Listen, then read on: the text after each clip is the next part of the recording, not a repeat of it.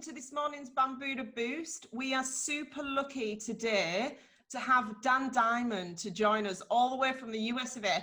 Now, I've spent a little bit of time with Dan the past couple of times we've caught up, and he is literally one of the most interesting people I might have ever met in my whole entire life. He spends his life sharing inspiration and teaching and empowering other people to build on the resilience and the skill sets he's learned by being and supporting all kinds of different disaster scenarios and the people that have endured these different disasters. So I'm going to do what I do best today, and I'm going to jump out of the way, and I'm going to hand over to one of probably the best tech setups I've seen as well. So it's such a treat today. Thank you for joining us, Dan. Thank you for sharing some love, and lots of love from the Bambuddha community.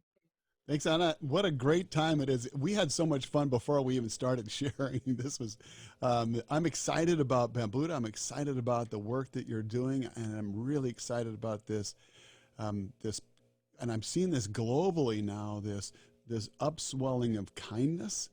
Even with COVID-19 now, we're starting to see so much kindness. I've responded to disasters all over the world. I was the director of the medical triage unit at the New Orleans Convention Center. After Hurricane Katrina, I led first teams into Haiti and the Philippines and Honduras. I've been doing disaster medicine for like 35 plus years. And I always try to give every disaster a one-word summary when I'm done. So Katrina was just bizarre. I saw crazy stuff at Katrina. Haiti was devastating. The Philippines, after Typhoon Yolanda, had to have two words. The words are tender mercy. And the word so far for COVID-19 is kindness, which is, I'm really delighted to see the kindness, and I'm seeing it globally. And there's a few outbreaks of nastiness around the world, but for the most part, people are showing up with kindness. So I started doing a little bit of reading about the word kindness and trying to figure out where that word came from. And when you just think about the word kind, there's two different ways you could define the word kind. You could define the word kind as kind of the way that I show up, but we could also define it as we are of the same kind. So you have a noun and an adjective. So if we're of the same kind, like we are all part of each other, and I love the Zulu word Ubuntu that means I am because we are. So if we're all interrelated, then that makes sense that we would be kind, the other definition of kind, in the way that we show up for each other. So I'm not sure why I got off on that, but it's kind of fascinating to me. Anyway, kindness is what I'm seeing so far, and I'm celebrating.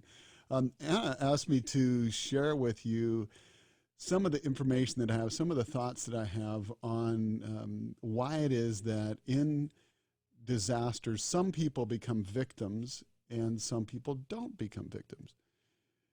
We knew going into Katrina that we were going to have a lot of victims. And the news media, the global news media, focused on all these victims. We knew it was going to be bad. In fact, we had 50,000 body bags on pallets. That's how bad we thought it was going to be. I think the final official death toll was less than 4,000. Still a lot, too many. But when you focus on the victims all the time, you end up going in the direction that you look. And I've learned that the hard way, mountain bike riding. I've launched myself off of cliffs going, I wonder if, and you just launch off, or I don't want to hit that tree, and then I hit the tree. And so instead of asking why are there so many victims, I asked a different question that changed my life. And the question that I asked is, why is it that some of these people don't become victims? And that's what I want to share with you today. And I thought I'd start off with drawing you a picture, because more fun to draw pictures, I think. Hold on here. See if I can draw this with some semblance of normalcy here, because I'm not an artist, so you have to bear with me here. So I'm going to do my best to draw you a tree. And then I thought I would really get fancy and try to color this in and see if I can really actually make it look like some sort of a tree that you might actually say, oh, Diamond, geez, didn't know you know how to draw trees, which is really cool. How do you do that? It's magical. So we look at trees and we get fascinated with the fruit that trees bear. And we measure this all the time. In medicine, we measure it like crazy. like where we measure how many patients you see per hour, at least in the U.S., what your patient satisfaction rate is, what the readmission rate is for the hospital. I mean, there's so many ways to measure the fruit that we produce, whether it's in healthcare or in business. So the fruit tends to be the big focus. And if if you don't have enough fruit, then maybe your boss sits down with you and says, you don't have very good fruit. And the reason that you don't have very good fruit is because when you take these certain actions, it doesn't lead to very good fruit. So your fruit is either too small, not enough fruit, your fruit might be bitter, or it might be just downright rotten. And most leaders tend to focus on, when you do these things, your fruit's not so good. And the problem is, this is all above the ground. And if you want lasting change with your people, don't focus on just the above the ground piece. Because really, this goes down into the roots, down underneath the tree. At the bottom is the mindset that I choose. If I could spell, it would be so much more fun. We got the mindset that we choose, and the mindset that I choose determines the words that I ponder, which drives the emotions that I experience. And the emotions that I experience is going to have a huge impact on the options that I see. So when I'm in a nasty, bad mood, I get tunnel vision, tunnel thinking, tunnel hearing. I don't see any solutions. And like if I'm walking down the street and I'm angry, I walk straight into the lamppost and knock myself out. When I'm happy, I'm looking around and I'm seeing all kinds of potential ideas. We call that divergent thinking versus convergent thinking. And there's some work that was done by Barbara Fredrickson on her broaden and build theory, where she talks about when you have positive emotions, it broadens your perspective and allows you to build resilience. But that's all driven by the emotions that you experience, which is driven by the words that you ponder inside. And if you're saying to yourself, well, I actually don't have any words or conversations going on the inside, that's the words and the conversations that I'm talking about. But mindset is where I really want to focus this today, because mindset is absolutely huge and has an amazing impact. So if I was going to label this, I would say that the root makes the fruit. And guess what I did first thing this morning? I took a class on how to draw. No kidding. So I'm trying all this new stuff now, and you can tell me if this is helpful or if this is the stupidest thing you've ever seen. But if I draw stuff like that, you're more likely to actually remember that I told you about it. So the root makes the fruit. The mindset is always a choice. And I remember watching a woman that was being interviewed on CNN, and she was screaming at the reporter, "When is George Bush going to bring me my food?" And she's holding her little daughter's hand at the same time. And I'm thinking, okay, what is it? Because George Bush is not going to bring you any food. He's quite busy at the moment. And why would you think that George is going to take any time out of his life to bring you food? But victims have what Julian Rotter back in the 50s called an external locus of control. So they see power as being external to them, and stuff happens to them. The thriver, on the other hand, believes that they have the power to make a difference and they will impact the world around them. Victims, power is external and stuff happens to them. So started pondering this and thinking, all right, so if we did a vertical line here, at the top, we could say that we, on one hand, could be powerful. At the bottom down here would be powerless. And this is part of it, because you're looking at somebody like this woman that was being interviewed, and you go, well, you're obviously, you see yourself as being powerless. And so that's got to be what this victim thing is all about. But that wasn't the whole story, because the rest of the story was she was holding her little daughter's hand while she was saying, when is George Bush going to bring me my food, not my daughter's food? So the other dimension to this mindset piece runs horizontally here. And it is the giver versus the taker. Hold on, I got to erase a little bit of that. So we got the taker and the giver. So the victim is the powerless taker. It really takes concentration when you're a doctor to write in a way that people can look at it and realize that you're actually trying to use like English words. So the victim is the powerless taker.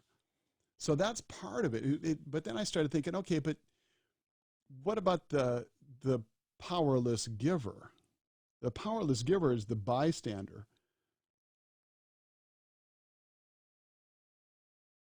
And I would love to tell you a story about the bystanders, except the bystanders have no story. They just sit around and say, well, somebody should do something. It never occurs to them that it should be them. And by the way, when we're looking at these different mindsets, these are mindsets. These are not different types of people. This is not a system for you to go back to work and start labeling your people and saying, I know who you are. You're the victim or you're the bystander. That's absolutely not helpful at all. This is for internal consumption. I use all four of these mindsets sometimes in the same day. And my favorite go-to mindset of all time is the victim mindset. I love that mindset. It's so tasty. It's delicious because I can get out of doing work. Like, honey, I don't feel very good tonight. Oh, well, you go ahead. I'll clean up the kitchen and do the dishes. You go ahead and sit on the couch, put your feet up, take some time. Hope you feel better. Or before COVID-19, I could maybe get you to the point where you'd even give me a hug and say, oh man, I'm sorry you're not feeling good. The victim, I can get all kinds of secondary gain out of that. But these are four different types of mindsets, not four different types of people. So the next one up here on the upper left is the controller mindset. The controller mindset, these were people that were actually shooting at the rescue people after Katrina. Like, really? Why in the world would you shoot at the very people that you are dependent upon? Hold on, I'm going to change the color down here a little bit. Why would you shoot at the people that you're dependent upon for your own rescue? That makes no sense whatsoever. Why would you do that? And when I heard these stories about people shooting at the rescue people, I thought, well, I would never do that. Why would you do that? Because the chances that they're going to come back and get you when you've been shooting at them is zero. And it was all fine until one day I asked myself a different question. I said, hey, Dan Diamond, you ever shoot a comment at your kids? I thought, oh, wow. I don't shoot bullets, but I shoot comments. You ever shoot a look at somebody you care about? Yeah. You ever shoot an email at somebody that worked for you and it was all about you? Yeah. Yeah, I've done that too. So I don't shoot bullets, but I shoot other stuff because I have the power and I'm a taker and it's all about me.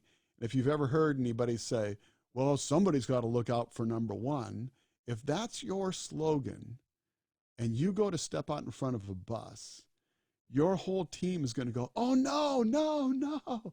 It was such a nice bus. But nobody's going to risk their lives to try to rescue you from being hit by the bus because you're a pain.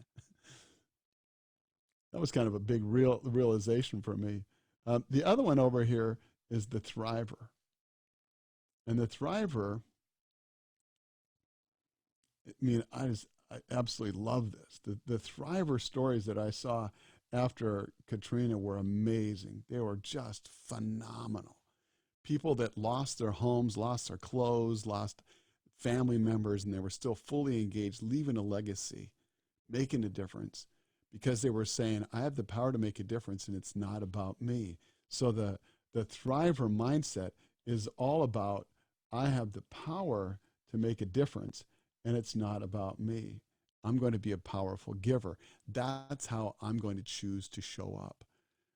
So I came back from Katrina going, all right, what do I do with this? I mean, if I use all four of these mindsets, most of the time, frankly, I'm not aware of the fact that I'm even shifting mindsets. So I have to become I have to study myself and study this internal dialogue, because these four mindsets sound quite different in my head. And I have to get really good at recognizing why it is or what it sounds like when I'm in all these different mindsets. And then I need to make the choice back to that thriver mindset, because I always, always, always have a choice. I love the quote by Viktor Frankl. Viktor Frankl was an Austrian psychiatrist captured by the Nazis, spent 7 years in the concentration camps being tortured. And he said, I think I have a slide of this I could probably show you that would make you, it would lock it in your brain for the rest of your life. Hold on just one sec. So here's Frankl's quote. Between stimulus and response, there's a space. In that space is our power to choose our response, and in our response lies our growth and our freedom. So this whole idea of you got the stimulus and then you have the response. I didn't even know there was a space. I just thought stuff happens and that's how I responded. When you realize that there's a space and you can stretch that space out a little bit, then you get the opportunity to make a choice. How do I want to show up when I have these different situations? When it's high stress environment like with COVID-19 and stuff happens, it always comes back to this. Am I going to choose to go into my most favorite, the victim mindset? Am I going to make it all about me and say, well, somebody's got to look out for number one? Am I just going to go, well, you know what? Somebody's got to stand. I hope somebody does something. I'm going to sit this one out. What could I do? There's nothing I could do.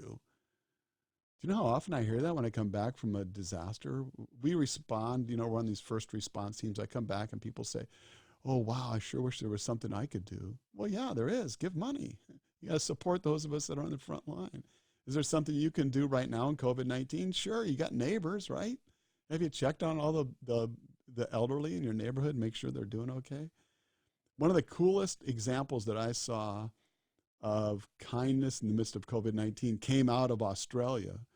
And my friend Jane Anderson told me the story about this woman that put notes in all the mailboxes in their neighborhood saying, if you can't get out, you need stuff from the store, you need food or other items from the store, and you can't get out, text me at this number and I'll go to the store for you. I thought, oh, that's cool. That's an example of somebody being the thriver that says, I have the power to make a difference, and it's not about me. And you can translate this. This is where it gets gutsy for me, because, usually doctors don't talk like this. You could translate these two words into something else, and it's this: unstoppable, as in powerful, unstoppable love.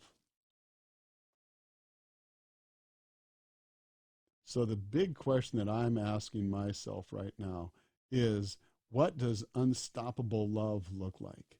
What does that look like? How do I show up on a moment-by-moment basis? What does unstoppable love look like? And that was what I experienced at Katrina, and that made it so life-changing for me, were these people that said, oh, it's not about me, and I can do something. I can help. Can I pitch in? I'll help. And it was completely a game-changing, life-changing experience for me. And now when I'm doing workshops and coaching and working with corporations on how do we bring this unstoppable love into the workplace, realizing that we always have a choice on how we're going to respond. And we can go back to this and say, we've got let me get myself out of my way here. We've got the mindset down here. When we choose to be the thriver's mindset, then the internal dialogue goes from, well, this sucks. Can't believe I got to go through all this stuff. This is absolutely miserable. What am I going to do with this? I didn't sign up for this. When I choose the thriver mindset, it's like, man, I got a lot of stuff to be thankful for right now. I got a lot of stuff. I mean, in the midst of all this difficult stuff that I'm going on, I'm reconnecting with people I haven't talked to for years and having some quality times with them. So my internal dialogue changes my word. I mean, my mindset changes my internal dialogue, which changes my emotions. And I start going, well, I really had I had a conversation today with my college roommate. I haven't talked to him forever. And I walked away from that conversation going, man, this is really fun. I'm happy this is option. This is fantastic. And then I start seeing more options on how I'm going to respond to the world around me, which eventually leads back up to the actions that I take, and then ultimately the fruit that I produce. So that's kind of some of the core lessons that I've learned in the disaster world on why it is that some people thrive in the midst of these difficult situations and some people just become victims or controllers or bystanders and miss out. I think what's going to happen is we're going to look back a year from now and say, how did I deal with that COVID-19 challenge? Did I choose the mindset of the controller, make it all about me? Was I a victim and I was sitting around feeling bad for myself and trying to get other people to do things for me? Did I just sit it out going, well, what can I do? I'm not a whatever. Or did I show up and say, I'm going to choose to be a powerful giver and continually ask myself over and over and over again, several times during the day, what does unstoppable love look like in your family, in your organization, for your customers, for your community? That's a great conversation to have. What does unstoppable love look like? Anna, where are you? Are you hiding out there someplace? You want to take some questions? Here I am. I'm back. Hello. That was incredibly You're beautiful. muted. There we go. That was the unstoppable love with such a powerful expression. And I don't know about everybody else, but that just completely filled my little heart right up this morning. Does anybody have any questions? Because we've got this beautiful window with Dan, and so we're going to go over a couple of minutes if everybody wants to. But does anyone have any questions? This is your window of opportunity. I think everyone's just feeling a bit loved up right now, aren't they? That's beautiful. So in summary, you know, what are you going to be thinking about with your mindset today? Are you going to be a controller? Are you going to be the victim, bystander, or thriver? And how unstoppable can your love be this week? Thank you so much, Dan, for sharing your time and for choosing to show up and be the thriver, and share this love right across the world. And some of your amazing insights. You can see we're only scratching the surface with Dan here in this short space of time. If you do want to learn a little bit more about what Dan does, he's internationally available. I've dropped his website in there as well, and you can reach out to me and we can send some introductions. So he's one of the world's best at what he does, and we're really, really proud to have had you here today, Dan. A few comments. How do we get from the perils of complicated grief of losing family and property to a mindset of thriving? Question just come up there, Dan. Yeah, that's a great question. And, you know, you just think about, and I don't know, Tracy, if you're in Australia, but you guys have had the double whammy of all the fires and the loss, both of people, animals, buildings. I mean, it's been so difficult. And then COVID-19 hits. And this is real stuff. I mean, I'm a disaster doc. Nobody ever comes up and says, oh, Diamond, you're just talking about fluff. This is not fluff. This is very, very, very intense work to make the decision that you're going to lean in and say, I have the power to make a difference, and it's not about me, and I'm going to love other people. One of the stories that I'll just tell you briefly, when we were in the midst of all this stuff with Katrina, this paramedic shows up. I mean, she has this paramedic shirt on and says New Orleans Emergency Medical Services and big paramedic on the back of her shirt. And I said, oh my gosh, I'm glad you're here. We need somebody that can start IVs. I'm going to put you over here with Dr. Bob. You go over and work with him and he'll tell you what to do. And like about 3 hours into this, I'm listening to these conversations. I'm going, man, she's the smartest paramedic I've ever met in my life. And I went over to one of the other New Orleans guys and I said, hey, is Juliet a paramedic? And the guy goes, no, Diamond, she's the director of emergency medical services for the whole city of New Orleans. That's Dr. Saucy. I went, oh my gosh. And I went back over. I said, I'm so sorry. I am so sorry. I had no idea you were the director. We'll completely stand down. I mean, forgive me for coming in and saying I'm the director and all this. I mean, I'm so sorry. I'm so sorry. And I'm just trying to get my foot out of my mouth. And she says, you have no clue. We have begged God that he would send you. You just keep working, doing your thing. I'll come in and help. And, but we're so glad that you're here. You didn't offend me. Don't worry about it. And I said, well, I do have a question. And she said, yeah, anything. What's that? And I said, well, what's with the paramedic shirt? Why are you wearing a paramedic shirt? Are you trying to throw off the out of town guys? And I'll never, ever forget her answer. She said, I just bought a new house and we hadn't moved into the new house yet. We lost both our homes.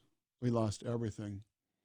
And the only thing that I have left are the clothes that I have on. And I've been in these clothes for 5 days now. And my jaw just went to the floor. I thought, I'm standing in the presence of a hero, because I don't know what I would do if I lost my home and I lost all my belongings and I lost all my clothes. And the only ones that I had on were the same ones I've been wearing for 5 days, and I was starting to get a little dank. I don't know if I would show up and say, what can I do to help? She was working 16 to 18-hour days, sleeping in the back of an ambulance. So I look at Juliet and I say, I always have a choice. Nobody can take away my right to choose how I'm going to respond. I can choose to be a thriver, but I also want to caution you that self-compassion is important. And there's 3 parts to self-compassion when I'm, at least to my thinking. The first thing is to acknowledge that I'm suffering, to show up for myself and say, whoa, this is a tough time. You just suffered tremendous loss. You just lost a family member. You just lost all your stuff. I mean, this is a really tough time. And then secondly, to show up with kindness, to say, I'm here for you. I have these conversations with myself. I'm not crazy. I just know there's a lot of voices that are going back and forth. Like, why did this happen voice?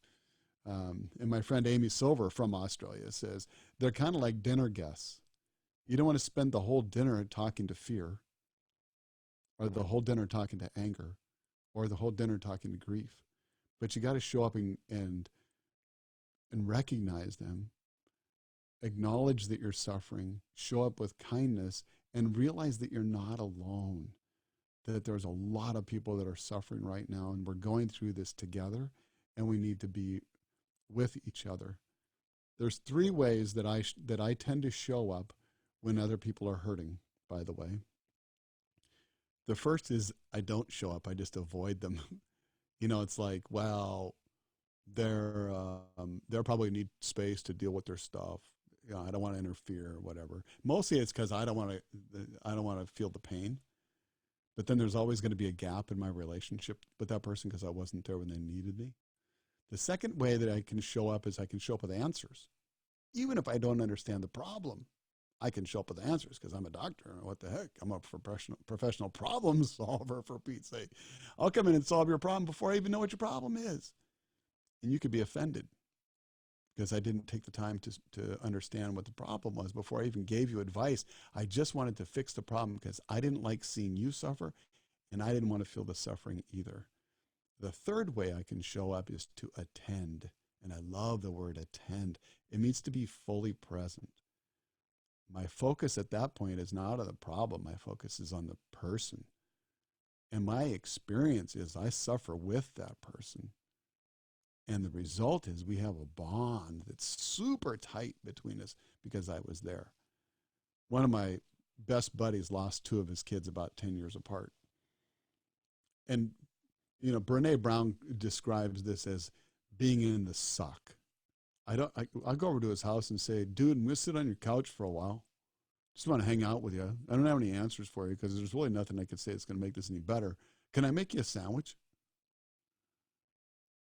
I'll be on the couch.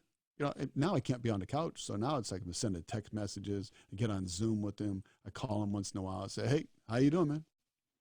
A lot of pressure right now. Just want to let you know I care about you. I'm hanging out with you. So if you're suffering and you've had loss, show up with acknowledging that you're suffering. Attend to yourself and show up with kindness. realize that we're struggling and going through this stuff together. And we'll get through. Some of it just sucks. But I don't, when I'm in the middle of suffering, yeah, the victim is delicious, but it's not very fulfilling. It doesn't feel very good. It's pretty empty. I know. I've spent too much of my life there. When I show up, even when I'm suffering, and I say, I have the power to make a difference, it's not about me, and I don't care who gets the credit. I wonder what I can do to love somebody else. I begin to get better. It's not a quick fix. It's a process, and it's a painful process. So great question, Tracy. Long answer, but really I appreciate your question. Thank you. Thank you so much. We've run out of time a little bit today, but that was just incredibly invaluable to people out there. And the great news is Dan's agreed for us to record this, so we can share this message wide to anybody that would benefit from this. And I think that's probably some of the best advice I've heard in a long time. I'm struggling to hold my tears back, if I'm being completely honest. So thank you for such raw, authentic, and a beautiful example of kindness in leadership, Dan. And we look forward to seeing you all again soon, and we try not to leave on too much of a somber note, but please go off today and think about some of those lessons that we've learned from Dan. And we're sending lots of love to everybody out there, whatever your circumstances, and a massive amount of love to you, Dan, for joining us today. Thank you, my friend. Take care. See you all soon. See you tomorrow.